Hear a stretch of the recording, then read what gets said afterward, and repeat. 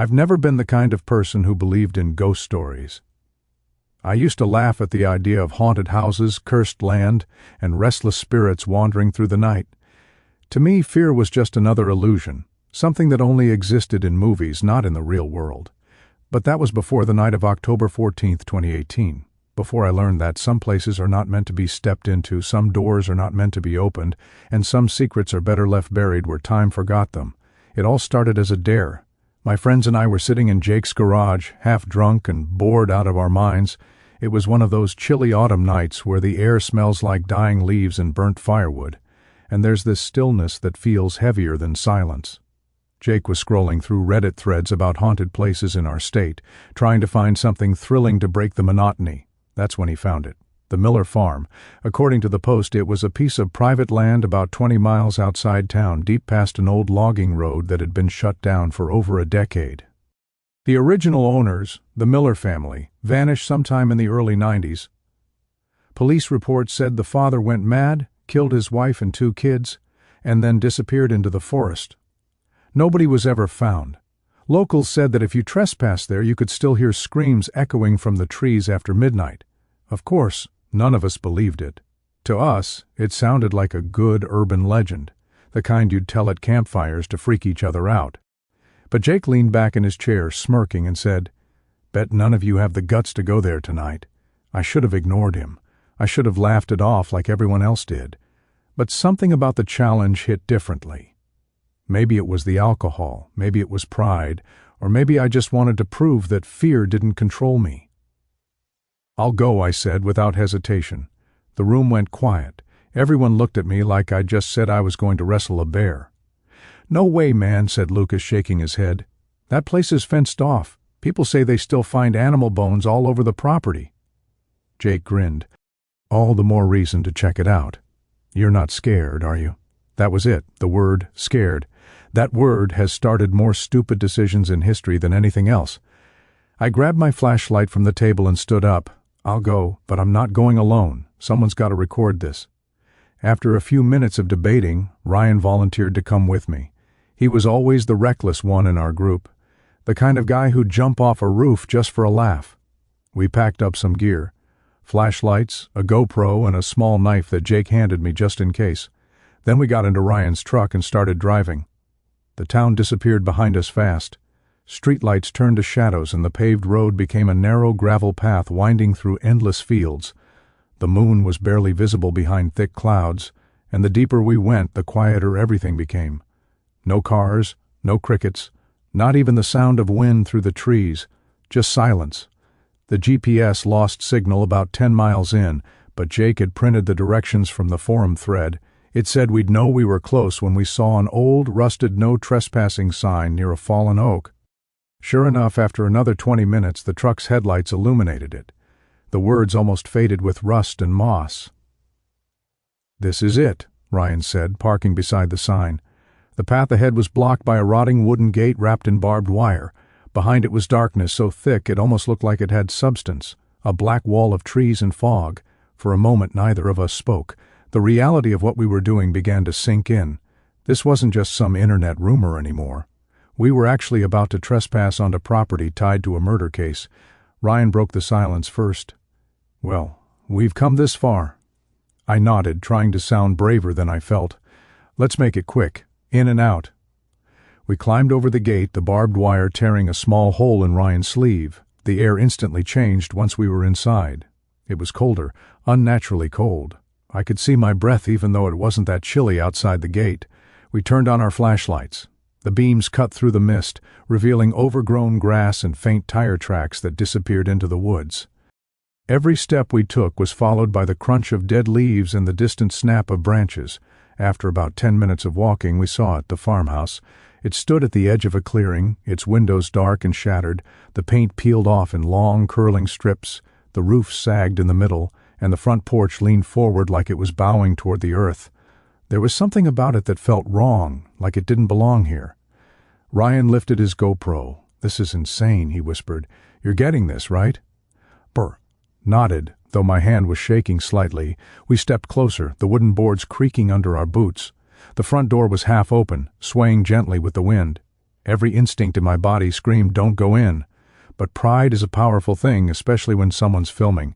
I pushed the door open. The smell hit us first. A thick, sour rot that made my stomach twist. The air inside was heavy with mold and something else. Something metallic, like rust or old blood. The floor was covered in dust and debris, and every piece of furniture looked like it had been abandoned in a hurry. We walked through the living room, our flashlights revealing family portraits on the wall. The Millers. A father, a mother, a young boy, and a little girl. Their faces were blurred with age. The glass cracked across their smiles. Then we heard it. A thump, soft, distant, coming from somewhere deeper in the house. Ryan froze. "Did you hear that?" I nodded slowly. My mouth had gone dry. We waited, but the sound didn't repeat. After a moment, Ryan forced a laugh. "Probably a raccoon or something. This place is falling apart." But I wasn't convinced. There was something about that sound, deliberate, like a footstep.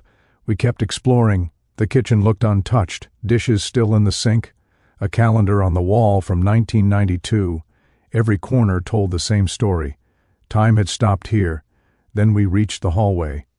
That's when I noticed something carved into the wall near the floorboards. Words scratched into the wood, messy and uneven. I knelt down and wiped off the dust. It said, "Don't go downstairs." Ryan leaned over my shoulder. "Downstairs? You think there's a basement?" "Probably," I whispered. "But we're not."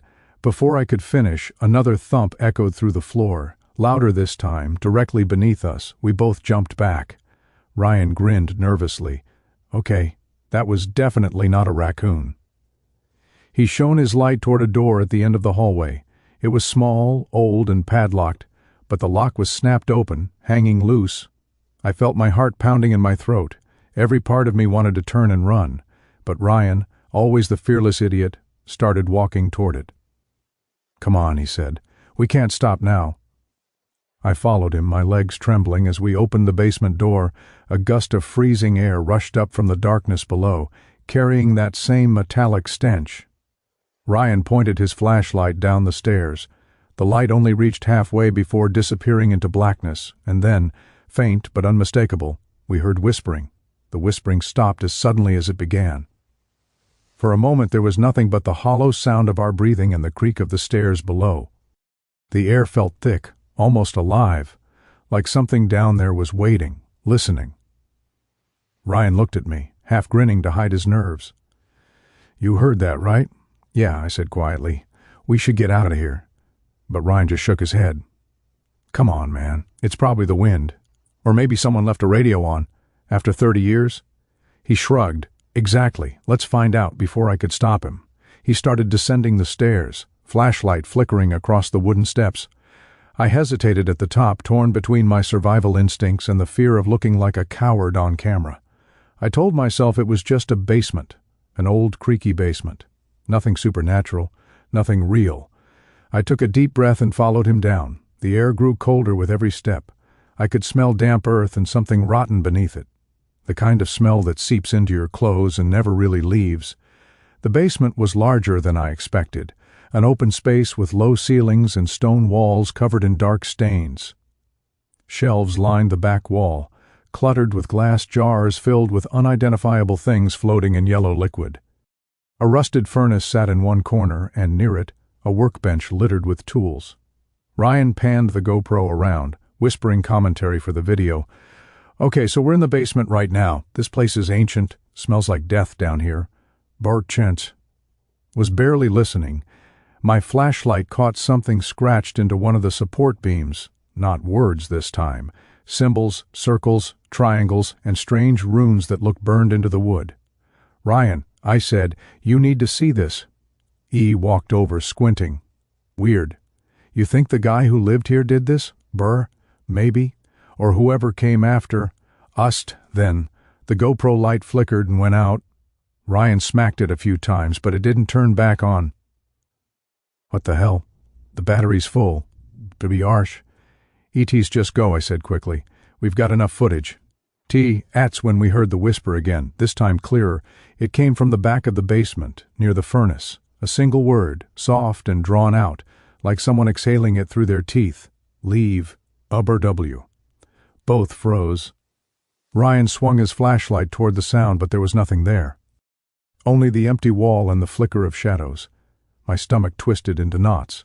I wanted to run, but my feet wouldn't move. Then something tapped. 3 slow, distinct knocks on the metal of the furnace. Ryan's light caught movement just for a second, a pale hand pulling back behind it. He dropped the camera. Nope. No. We're out. We're out. We sprinted up the stairs, not even bothering to close the basement door behind us. My heart was pounding so hard it hurt. The cold air outside the house hit like a shock as we burst through the front door and into the clearing. We didn't stop running until we reached the gate, but when we climbed over, something changed. The truck was gone. Ryan stopped, panting. "Where's my truck?" I looked around, shining my light in every direction. We parked it right here. There was nothing, no tire tracks, no sign of movement. Just the dirt road stretching endlessly in both directions. "Maybe we took the wrong way out?" I said, though I didn't even believe that. Ryan started pacing. No. I parked right here. I remember the tree, the sign." He froze. The sign was gone too. In its place was nothing but a rotting stump. That's when I realized the night had changed. The air felt heavier, the fog thicker, the woods around us looked different.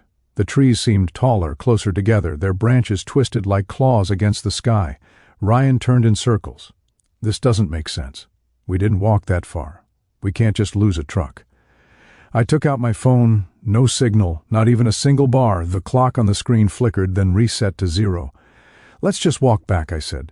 "The main road can't be far." So we started walking. The dirt path wound deeper into the forest, and after a few minutes I began to feel something strange. Every few steps I'd hear another set of footsteps, not echoing ours but slightly behind, out of sync. When we stopped, they stopped. When we walked faster, they followed suit. Ryan noticed too. "Tell me if you hear that. Yeah, maybe it's an animal. No animal walks like that." We shone our flashlights around, but the fog swallowed the beams. Every now and then I'd catch movement at the corner of my eye, shadows slipping between the trees just out of sight.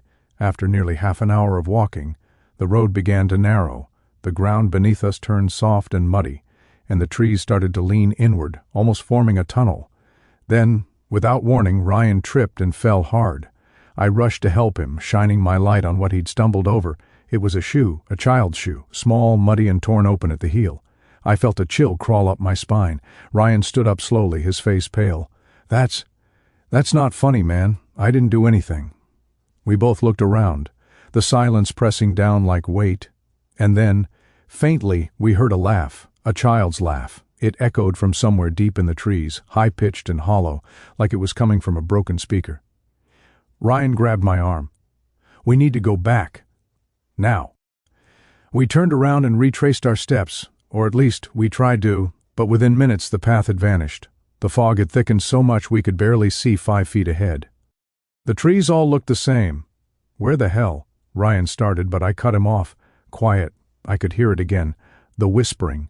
Dozens of voices now, overlapping, murmuring words I couldn't understand. It was like they were all around us. Then something moved across the path, fast, low to the ground. My light caught a glimpse of it. Pale skin, thin limbs, and eyes that reflected like an animal's. Ryan screamed. We started running blindly through the trees, branches whipping our faces. The ground sloped downward, and before I realized it, I was tumbling, rolling through wet leaves until I hit something solid. I looked up and froze. We were back at the farmhouse, exactly where we started. The front door was still open, swaying in the wind. The same eerie silence hung in the air. It was as if the forest had swallowed us and spat us back out at the very place we'd tried to escape. Ryan stared at the house, trembling. No way. We didn't turn around. "I know," I said. My voice cracked. "I don't think we ever left." We stood there breathless, the fog swirling around us. Somewhere inside the house, a faint light flickered, orange and unsteady, like a lantern burning in the dark. Ryan took a step back. "Someone's in there." I shook my head. No, that place was empty. The light moved, slowly, from one window to another. Then a face appeared behind the glass, pale, hollow-eyed, grinning, and it was watching us. The face at the window stayed motionless, its hollow eyes staring right through the fog. For a long moment neither of us moved. My breath came out in short, sharp bursts. visible in the freezing air. The figure didn't blink. It didn't tilt its head. I just watched it. "Do you see that?" Ryan whispered, his voice trembling. "Yeah," I said, my mouth dry. "We need to go." But before we could take a step back, the light inside flickered once more, and then went out completely. The window was empty again. The house fell into total darkness. Ryan turned to me, eyes wide. "What if someone's actually in there? Like a squatter or something?" I wanted to believe that. I needed to believe that. Anything human made sense. Anything else didn't. "Maybe," I said. "Let's just keep walking until we find the road. We'll figure it out when we have a signal." We started moving along the fence line, sticking close to each other. The fog was thick enough to feel, swirling around our legs, muffling every sound. Each step seemed to echo wrong, too heavy, too slow. Then came the smell again, that same metallic, rotten scent that had clung to the basement air. But now it was outside, stronger. Ryan gagged. "Jesus, what is that? I don't know. Just keep going." The smell led us toward the back of the farmhouse, where the overgrown grass gave way to a patch of uneven dirt. My flashlight beam passed over it, and I stopped breathing. There were holes in the ground, shallow, uneven holes. Some were empty, others had things inside them, torn fabric, bones, small bones. Ryan stumbled back, shaking his head. That's not what I think it is, right?" I couldn't answer.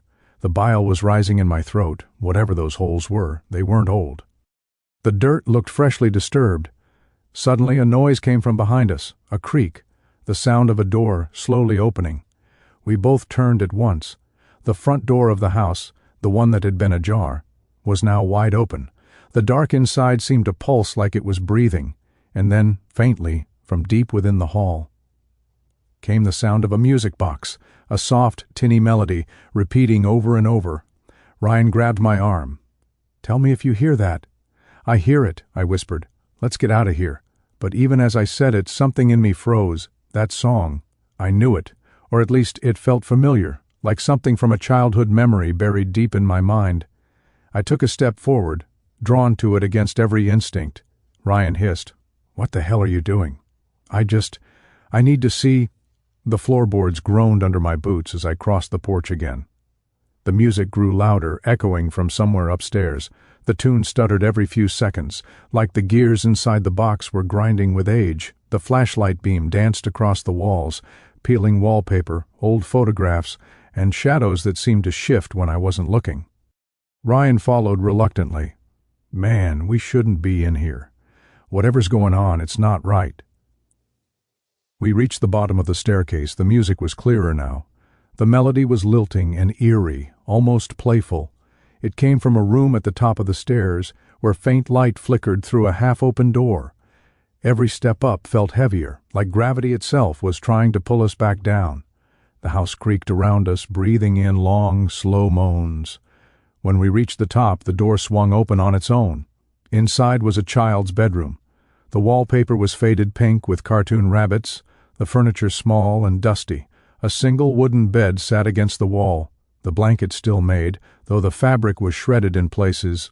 On the dresser near the window sat a music box, shaped like a carousel horse. It turned slowly, playing that haunting lullaby. Ryan's voice cracked. "How is that thing still working?" I stepped closer. Maybe it's battery-operated? Then I saw what was behind it. On the wall, scrawled in something dark and dried, were handprints. Tiny handprints, dozens of them. Some small, others smeared into long streaks. And beneath them, carved into the plaster, were words that sent ice through my veins. They never left. The music box stopped. Ryan took a step back, shaking his head. "We're done. I'm not staying here another second." I nodded, ready to leave, but just as we turned toward the door, something moved behind us. A small creak of the bed. I swung my flashlight around and froze. The blanket on the bed had lifted, just slightly, like something underneath. It was shifting. Ryan whispered, "Do you see that?" I nodded slowly. My hand was trembling so bad the light shook across the walls. The blanket rose higher, and then collapsed flat. Silence, then laughter. That same hollow, childlike laugh from the woods, echoing all around us, bouncing off the walls like it came from everywhere at once. Ryan screamed and bolted down the stairs. I followed right behind him, nearly tripping over the last few steps. The front door was still wide open, the fog outside waiting like a wall of smoke. We sprinted toward the gate again, but this time the path didn't look the same. It twisted, forked, and disappeared into the mist. No matter which direction we turned, it just kept looping back toward the house. Ryan dropped to his knees, gasping. "We're stuck! We're stuck!" "Shut up, just let me think." Then from the fog ahead came the sound of footsteps. Slow, heavy, approaching. We turned our lights toward it. At first all we saw was mist moving between the trees. Then slowly a shape emerged. A man, or what used to be a man. He was tall but thin, his skin pale and stretched tight, his clothes torn and blackened with what looked like soot, his head tilted unnaturally to one side, and where his eyes should have been were hollow, dark pits. Ryan started to back away. No, that's not. The figure opened its mouth. The jaw cracked as it moved, the sound dry like snapping branches. When it spoke, the voice wasn't its own. It was layered. Dozens of voices at once, all whispering through the same broken mouth. "You shouldn't be here. We ran." Branches tore at our faces, the fog swallowing everything. The only sound behind us was that awful dragging step, closer every second. I didn't look back. I just ran until my lungs burned, until my flashlight began to dim. Finally, we burst into a clearing. I fell to my knees, gasping for air, and realized where we were. The same clearing where the truck had been, but this time it was there. The truck was back. Ryan didn't question it. He just threw the door open, started the engine, and slammed his foot on the gas. The tires spun in mud for a moment before gripping the ground, the truck lurching forward onto the dirt road. I turned back once, just once. As we sped away, the house was gone. Nothing but fog and trees stood where it had been. We didn't say a word for miles. The only sound in the truck was the rattling of loose tools in the back and the squeal of the tires on gravel. I stared out the window, heart still pounding, watching the fog slowly thin as the woods faded behind us. It wasn't until the headlights caught a familiar gas station sign that I finally started to breathe again. Civilization, light, people, the normal world. Ryan pulled into the lot, parked, and killed the engine. For a long time, neither of us moved. The quiet felt strange after what we'd just come from. Too safe, too calm. Finally, he spoke, his voice small. "You saw it too, right? The guy, or whatever that was?" I nodded slowly. "I saw it. And the house? It was gone. Completely gone. Yeah." He rubbed his face with both hands. "This doesn't make sense, man. I don't even know what to think. One second it's there, the next it's not. And what the hell happened to the truck? It vanished, then came back? I didn't have an answer. I didn't have any answers. All I knew was that something had changed the moment we crossed that gate. It was like stepping into a place that didn't follow the same rules as everything else." We sat there in silence until the gas station clerk, a tired-looking woman in her 40s, knocked on the window. "You boys all right?" she asked. Ryan forced a weak laugh. "Yeah, just got lost in the woods."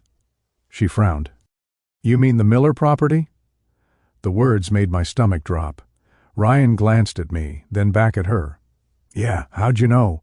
"People come through here sometimes," she said quietly, "looking for that place. Most don't find it. The ones who do—" She trailed off, her eyes narrowing. "Well, they don't come back the same. If they come back at all." I swallowed hard. "You mean, you believe the stories?" The woman gave a small shrug, like she didn't want to say too much. "Belief doesn't matter. Some places don't like being disturbed. The Miller place is one of them." Then she walked back inside, leaving us staring at each other in stunned silence. Ryan finally exhaled.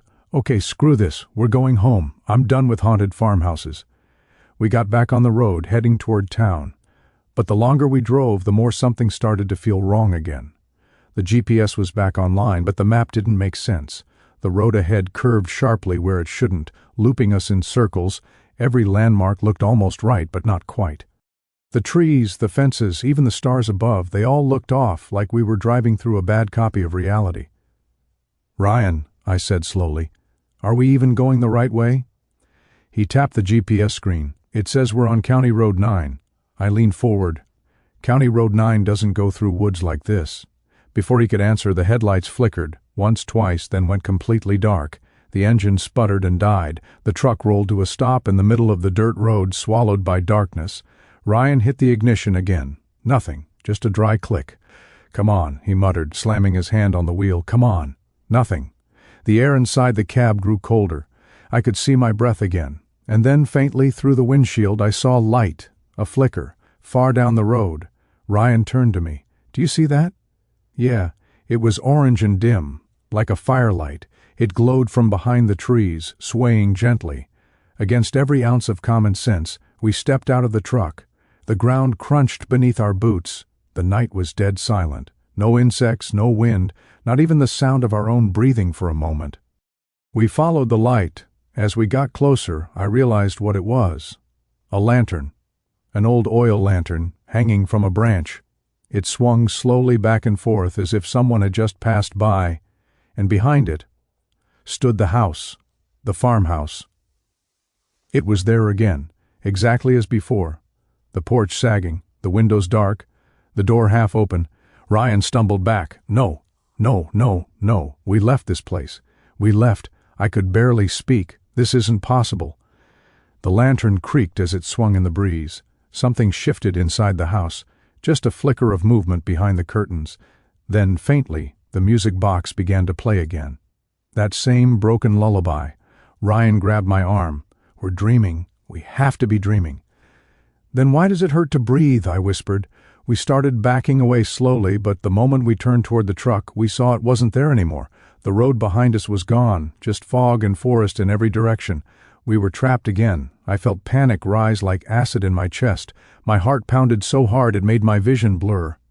"We can't stay here," I said. "No kidding," Ryan snapped. "Where the hell do we go?"